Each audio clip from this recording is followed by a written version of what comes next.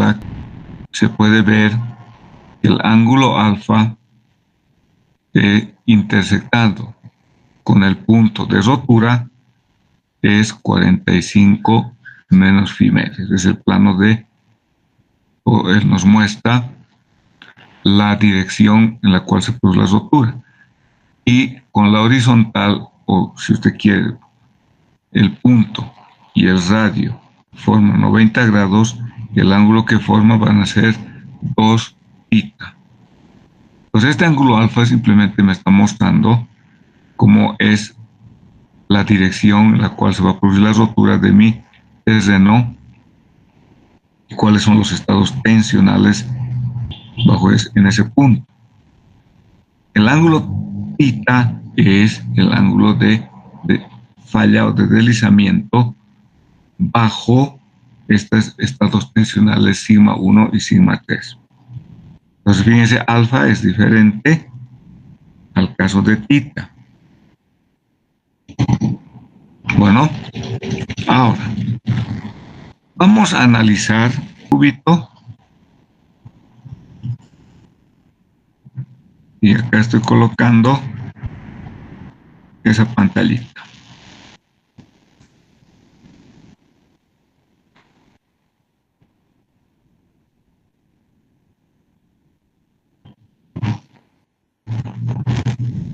Prima por Z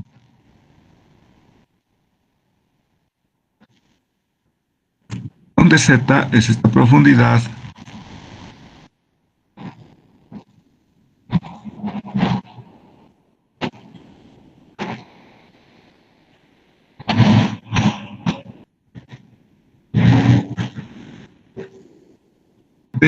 en cualquier ladera que en ningún momento está con algún tipo de movimiento. Ahora bien, más allá de la pantallita hay unos cubitos A y B. Y estamos generando en la pantallita qué le pasa al cubito B y qué le pasa al cubito A. Eso es lo que estamos mostrando. Ha habido un pequeño desplazamiento. Vamos a decir que el cubito B va a estar en estado pasivo. ¿Por qué? Porque va a reaccionar acá sigma 3 va a ser igual a K sub T por gamma por Z. ¿Cierto? La pantalla la está comprimiendo. Y en este otro caso, en el cubito A, sigma 3, ¿qué le ha ocurrido? Vamos a decir, es como si hubiera tenido una reducción de la presión sigma 3 y por tanto, acá sigma 3 va a ser igual a K activo por gamma por Z. Llamaremos entre el cubito A que está en estado, se le está llamando como si fuera sigma Z, la presión vertical. Y entonces, como sigma 3 ha reducido y formando el ángulo que tengo acá, este ángulo es 45 más y medios, dando la dirección del plano de falla. En el caso activo, sigma 3 pasa al cubito A y el círculo del estado del cubito A es el que se reduce sigma 3. Pero en el cubito B, fíjense, el círculo del cubito B es el círculo más grande. En ambos casos llegan a intersectar al plano de falla. O sea, ahora en el caso del cubito B, fíjense, el plano de falla forma 45 menos phi medios, ¿no? Entonces son dos cosas que tenemos que tomar en cuenta.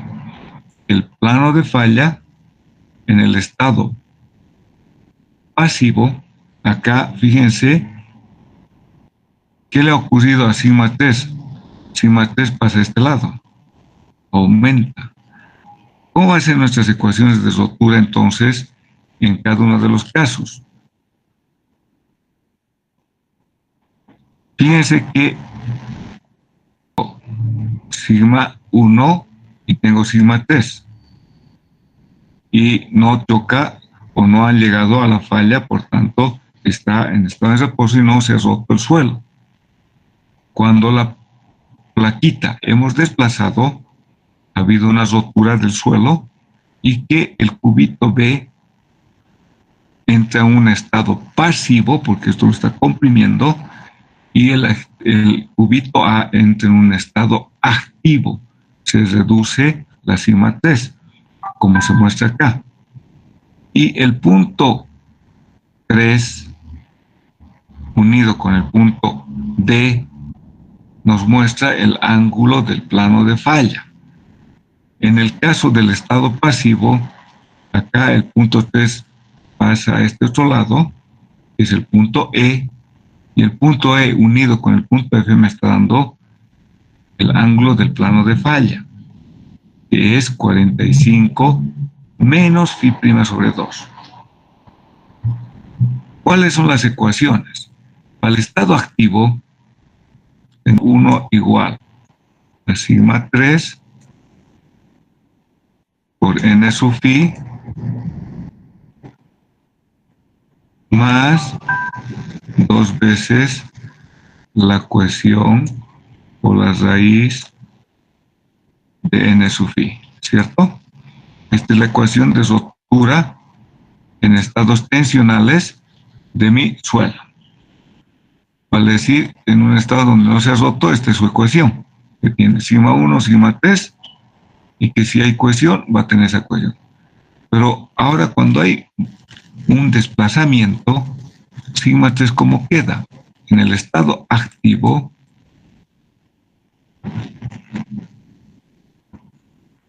voy a calcular en este estado, tengo sigma 3 va a ser igual, despejo de esta ecuación general,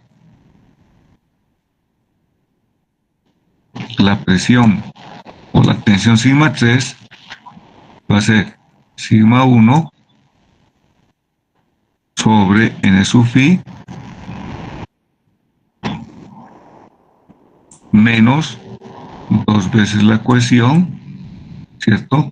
Por la raíz de n sub phi sobre n sub phi.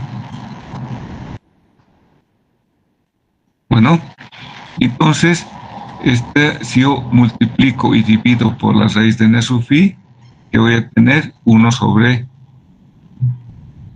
la raíz de n sub phi. Entonces me va a quedar, por ejemplo, sigma 3 va a ser igual. Ahora, vamos a indicar que 1 sobre n sub phi le llamaremos K activo. No cambia de posición, fíjense, no se ha modificado, pero sigma te estoy mostrando que en estado activo, el círculo A, el punto C unido con el punto D me está dando el ángulo del plano de falla o el ángulo por el cual se desliza la cuña activa. En el caso pasivo, el círculo B, el punto sigma 3 unido con el punto F, E con F, me muestra el ángulo del plano de falla, que es 45 menos phi medios. Veamos entonces cómo va a ocurrir eso. Los planos de falla del estado activo y pasivo. En la figura B muestro el plano de falla al suelo, se forma una cuña y esta cuña se rompe bajo un plano que forma un ángulo de 45 menos phi metros. O sea que esta es una mayor cuña por eso que la activa, pero la activa es muy importante tomar en cuenta ese valor. Por eso que acá les decía, es bien diferente lo que es alfa con lo que es phi. En realidad, acá le están mostrando alfa, que es el ángulo del plano de falla de la cuña. Repito, fíjense, si usted se acuerda de las pletinas, tenían que atravesar la cuña activa. Quiere decir que mi suelo, cuando se desplaza una cierta magnitud la pantallita, se va a generar tras el muro una cuña. Esta cuña es la zona cuña activa y que se desliza o se rompe, si usted quiere, bajo un plano de 45 más phi metros. En el otro caso, tenemos cuando aplastamos o comprimimos al suelo porque la pantalla se le está aplastando al suelo, se rompe bajo un plano. Esta cuña que forma con la horizontal de 45 menos y prima medios, ¿no? Ahora, usted dirá, bueno, entonces, este desplazamiento delta horizontal que yo he dibujado acá, ¿cuánto tendría que ser para que el suelo o en el suelo se forme una cuña activa y pasiva? Y eso ya se tiene valorado. Fíjense, tengo en esta gráfica, en abscisa tengo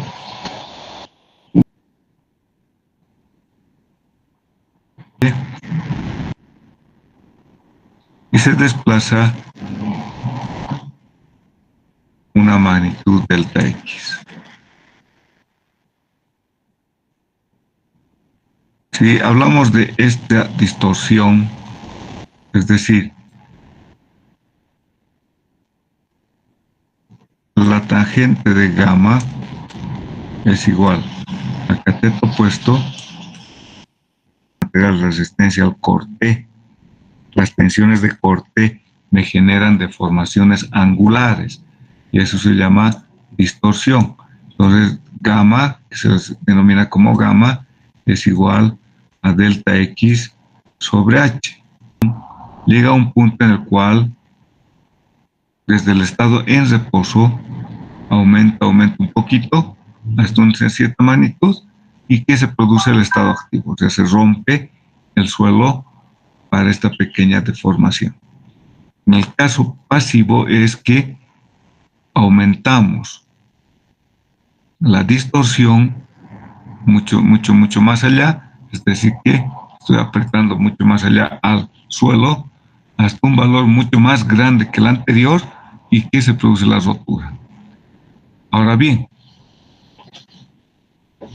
se ha investigado bastante y qué muestra entonces para el estado activo, que ven en el cuadro derecho, y vean las distorsiones, es decir, delta X sobre H.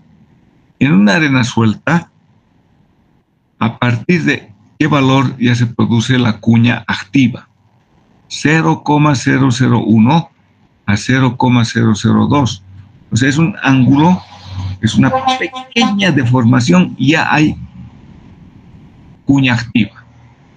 En el caso de una arena densa, imagínense una arena bastante compacta, si usted dice, el valor mínimo para que se produzca la cuña activa es 0,0005.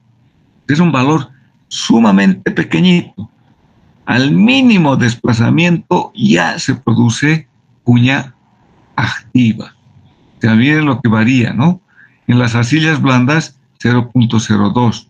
Arcillas más compactas, 0,01. En las gravas tenemos que tener mayores deformaciones, 0,4 por 10 a la menos 3. Aquí es un valor bien pequeñito, ¿cierto? 0,0005. 1,00, ¿cierto? Si vamos al estado pasivo, para que se produzca la cuña pasiva, fíjense, la deformación es bastante más grande en el caso activo. Vale decir que acá es 0,01, acá es 0,001. O sea, hay una gran diferencia. Acá tiene que deformarse mucho en el caso pasivo para que se produzca la cuña pasiva. En el caso de arenas densas, siempre hay 1000 o 100 veces menos, 0,005. Arcillas blandas, 0,04. Arcillas densas, 0,02. Y elemento estabilizante, por ejemplo, como les decía, imaginemos un muro.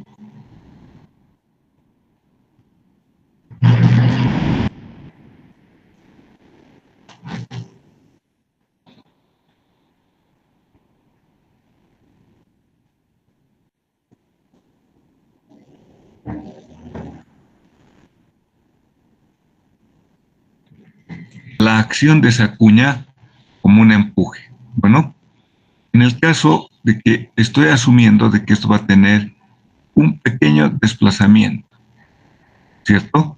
Pues vamos a tener acá de inmediato un empuje activo. Pero acá tiene que producirse más deformación que esta, en este caso, a este acá abajo. ¿Para qué? Para que se genere el empuje pasivo. Entonces, hay o se genera un empuje activo al mínimo desplazamiento. En cambio, en el estado pasivo, esta deformación no va a ser la misma que acá. Acá tiene que desplazarse un poco más grande, para que se tenga este empuje.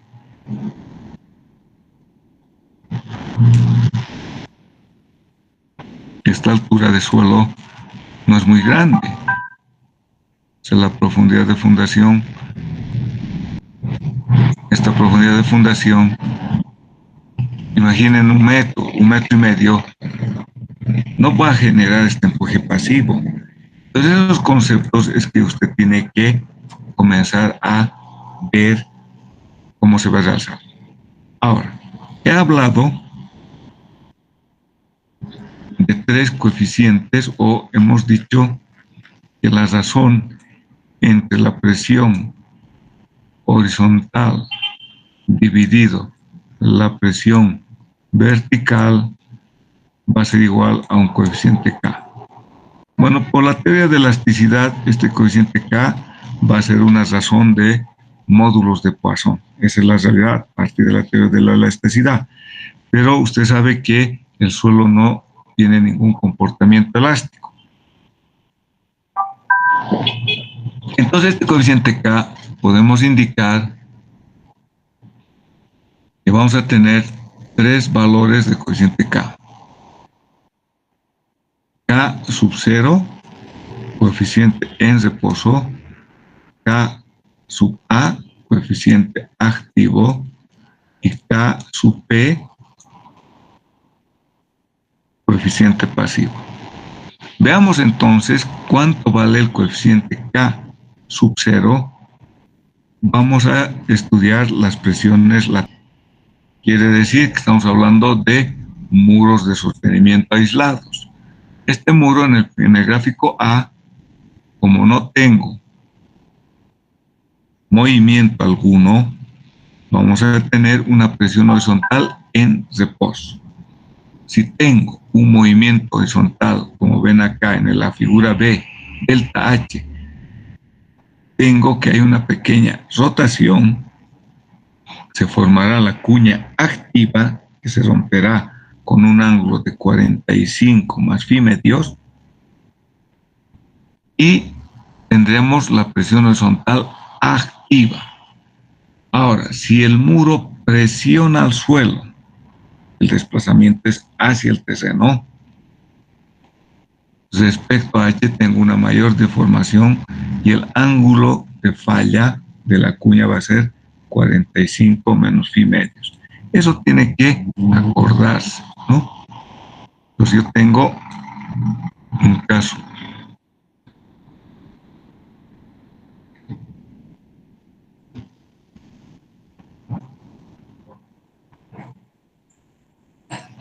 Todos tienen la misma altura.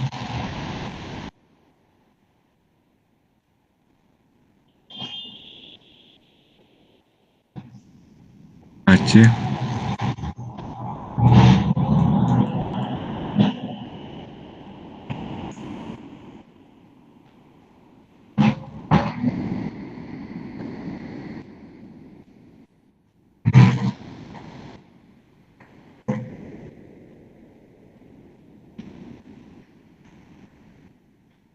Entonces el suelo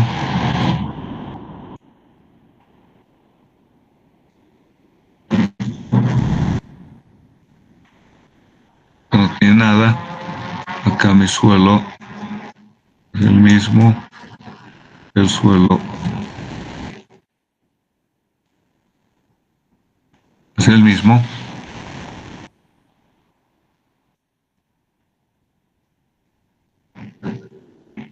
Acá no hay ningún desplazamiento.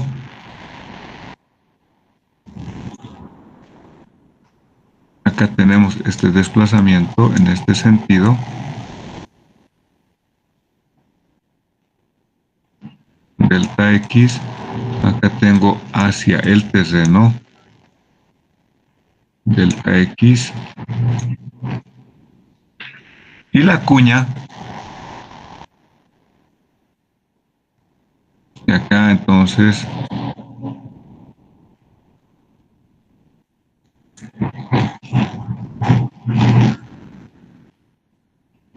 se desplaza acá en este otro sentido.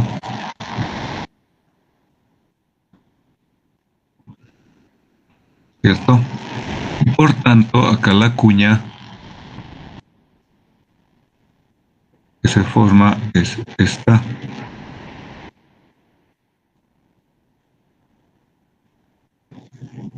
En cambio, en esta otra se forma esta cuña.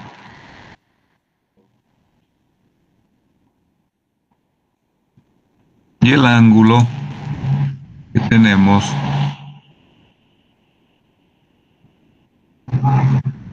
con respecto a la horizontal, acá tenemos que es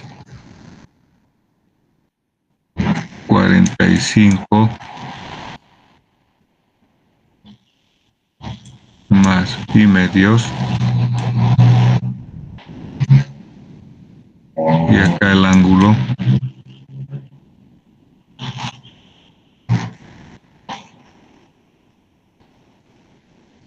es 45 menos pi medios. Las cuñas son bien diferentes, ¿cierto? Menos y medios. Entonces tiene que acordarse que cuando se produce empuje activo es que hay un desplazamiento mínimo que se considera y se formará la cuña activa. Cuando tendremos empuje pasivo es que el muro comprime al suelo y se forma una cuña que se romperá a 45 menos pi medios. Pues acá está el concepto bien importante y las presiones, acá se vuelve a graficar y se activa. La presión horizontal activa es hasta menor que la presión horizontal en reposo. Sin embargo, es con la que nosotros tenemos complicaciones en los muros de sostenimiento, porque sabemos que al mínimo desplazamiento se va a producir el empuje activo, ¿no? Este es para el caso de una gráfica de una arena, donde el empuje activo se produce para la deformación de 0,01 o la distorsión. Y en la misma arena, el pasivo va a ser de 0,01. O sea, quiere decir que se deforma mucho más grande que en el caso activo, ¿no? Ahora bien, ¿cómo vamos a calcular? Hemos dicho que la presión horizontal va a ser igual a K0 veces la acción empírica de Jackie. K sub 0 es igual a 1 menos el seno de phi. Esto es en el caso de suelos granulares y que se toma en cuenta el ángulo de fricción del suelo. Phi es el ángulo de fricción del suelo, K sub 0 es igual a 1 menos el seno de phi. Y si tengo suelos cohesivos, por ejemplo, donde phi es el ángulo de fricción efectiva, para suelos finos, de grano fino, normalmente consolidados, este autor, Machars, sugirió el K sub 0 igual a 0.44 más 0.42 del IP dividido 100. Bueno, entonces son dos valores diferentes, ¿cierto? Que nos es útil, estamos confundiendo acá, para no confundir, y para suelos, vamos a ponerles ojito, a 1 menos el seno de phi.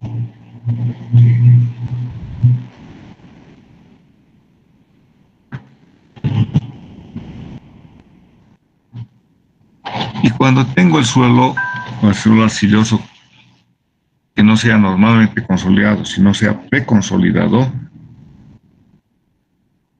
tenemos la presión de preconsolidación dividida la presión de sobrecarga efectiva presente.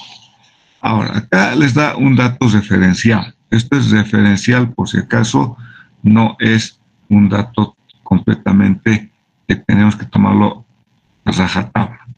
Nos dice que la magnitud de K sub 0 en la mayoría de los suelos varía de 0,5 a 1. Entonces, si dan valores mayores, las arcillas pueden ser muy fuertemente preconsolidadas, ¿no? Para casos muy extremos de las arcillas muy fuertes preconsolidadas, pero por lo que varía de 0,5 a 1. Eso es lo más normal. ¿Cómo vamos a calcular las presiones y el diagrama de presiones? Presión horizontal es igual a K sub 0 de la presión vertical. Y es lo mismo en el caso de un suelo granular, K sub 0 va a ser igual a gamma por Z.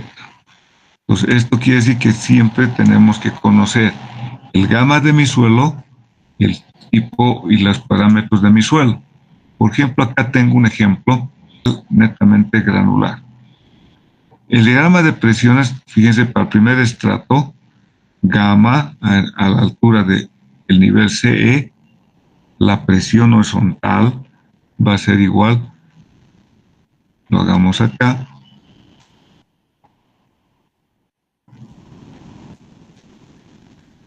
¿no? Acá tengo el nivel de agua,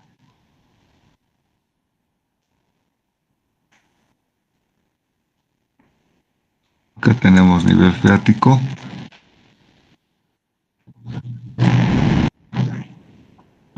y entonces, ¿cómo vamos a dibujar?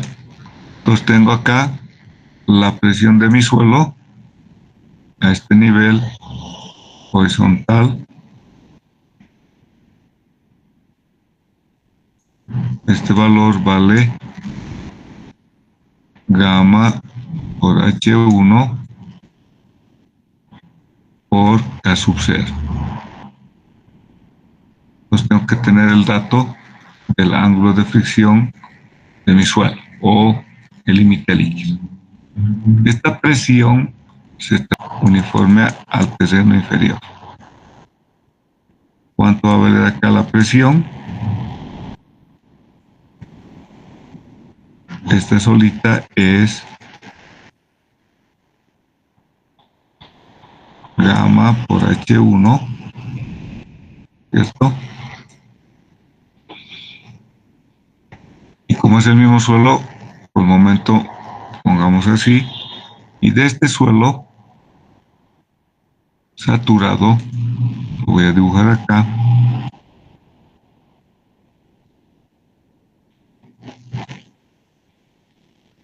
acá tengo más, acá es, este punto va a ser igual, es hidrostática, entonces acá va a ser gamma del agua por H2.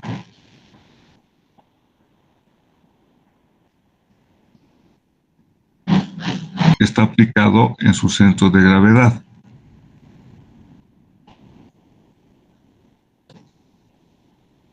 Entonces hay que calcular la resultante. Por ejemplo, esto llamaremos E sub 0, 1, E sub 0, 2, este era el E sub 0, 3, y tengo el E sub 0, 4.